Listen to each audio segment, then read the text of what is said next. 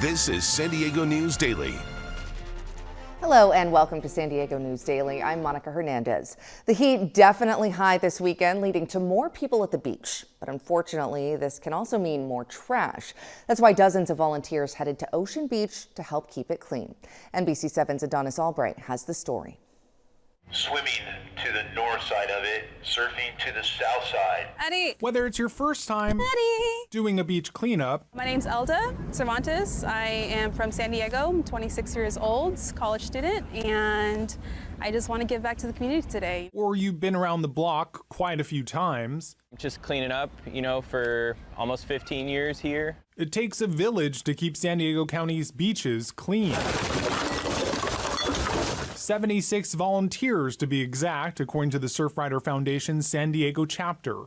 They organized this Ocean Beach cleanup Saturday morning, one of multiple they do every weekend up and down our coast. It seems like there's been waves, pun intended, of trash and stuff. The organization recently released its annual beach cleanup report, breaking down what kind of trash they're finding. So one interesting thing from the Surfrider report is that they have found a significant amount of cigarette butts and nicotine pouches like these. It's not just that they're bad for the environment, they're not biodegradable, meaning that they could stick around for years. You found more buds? Yes. Yeah. Cigarette butts are actually the most common item that we find again and again at beach cleanups. The Surfrider Foundation says smoking waste now accounts for 1 in 4 littered items found on beaches nationwide. It's a lot. It is a lot. That is, until volunteers like Elda Cervantes and her friends come out to clean house. Feels like 5 pounds on my shoulder, but I can go for more. We're given this one home, this one beach, and if we just kind of let it be trash, then we won't have much of it left. Plastic bags? Yes. How much? After about 2 hours, volunteers collected more than 100 pounds of trash and more than 800 cigarette butts. They're often small and can be mistaken for food by marine animals, which is awful if they're getting ingested.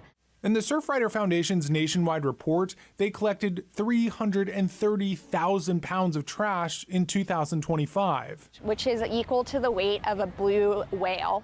Cervantes and her friends hope history doesn't repeat itself, at least if they have anything to say about it. We want to clean up as much as we can so that we can see it all nice and pretty again. From a now much cleaner Ocean Beach. Beautiful San Diego, I'm Adonis Albright for NBC 7. Because of the heat, a lot of summer events around the county had to change plans. That meant more safety measures for the annual Norman Powell Youth Basketball Camp happening at Lincoln High School.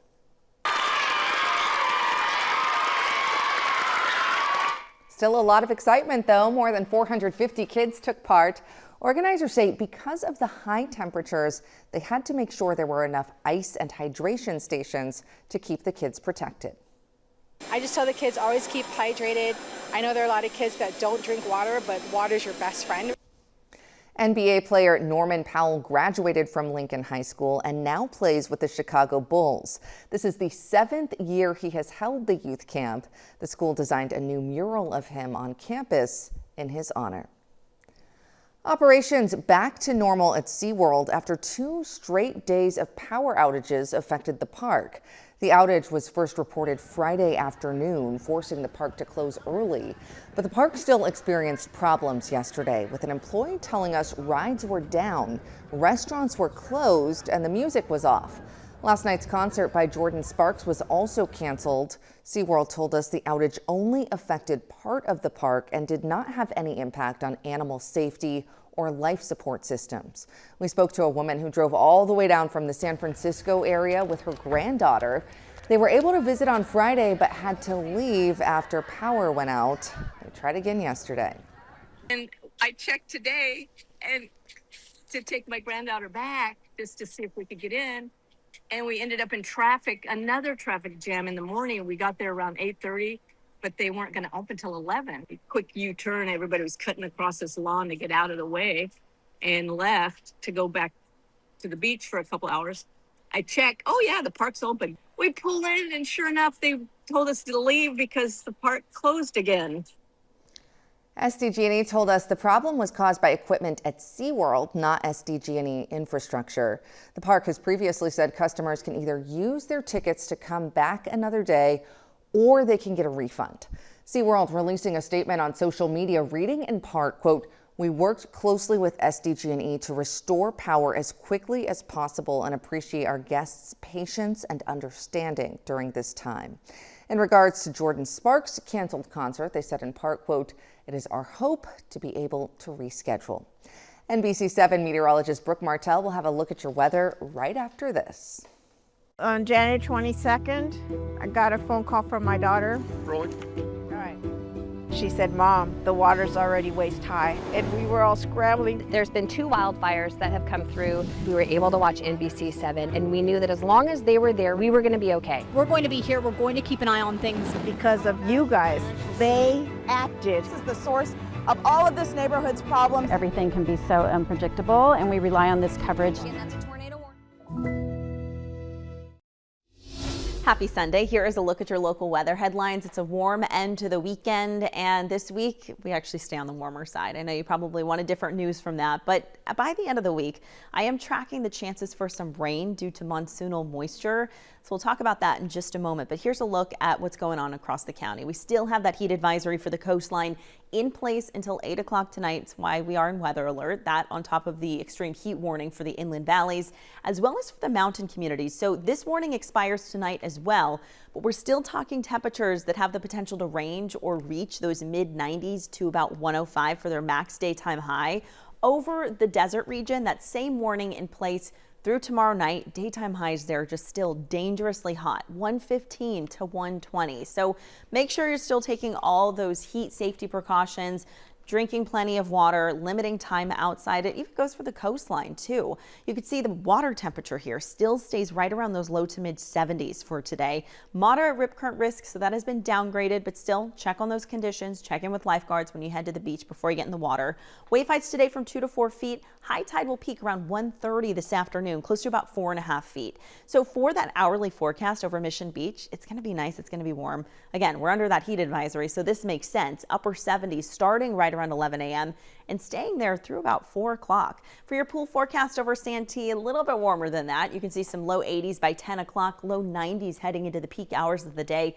Plenty of sunshine there. Now the daytime highs look like this, mid to upper 70s up and down the immediate coastline. Once you get into downtown, we're expecting some low 80s there once again for today. And we have those upper 80s to about 100 degrees over the inland valley communities. 90s to low 100s over the mountains, 115 over Borrego Springs. We already know it's going to be very hot there. And here's a look at what your future weather patterns showing. So high pressure is actually going to rebuild here and strengthen, I should say, as we go into this upcoming week. Especially by the end of the week, those temperatures are going to trend warmer. On top of that, because of that monsoonal activity to our east or our southeast, that could actually push into our region as we get into the end of the week. Thursday, Friday, Saturday is that timing. We're looking at the mountains right now, and the rain chances are still on the lower end, but we could even get the chance for thunderstorms over that region. And there's that possibility always that that moisture could push over the higher elevations into the valleys and along the coastline as well. So here's the 10-day forecast. Again, we don't really see much changing. Maybe the coolest day of the week, Wednesday, but we're staying right around those 70s to about 80 degrees for the max daytime high at the coastline. Warmer than that over the valleys. Think mid 80s to about the low 90s, some mid 90s sprinkled in there for places like Ramona. Pretty consistent through Friday, even heading into Saturday. Your mountain communities show the same thing, upper 80s to about the mid 90s throughout the extended period.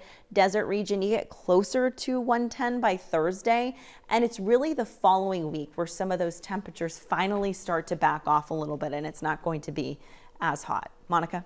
All right, Brooke, thank you. Vinyl music lovers might want to head to Liberty Station today. Several top vinyl vendors will be showing off thousands of records, CDs, and tapes to Liberty Station for Vinyl at the Market. The showcase is at Liberty Station from 10 in the morning until 4 o'clock. There will also be live DJs along with food and drink vendors. Admission is free. More coverage you count on at NBC7.com. I'm Monica Hernandez. Thanks for watching.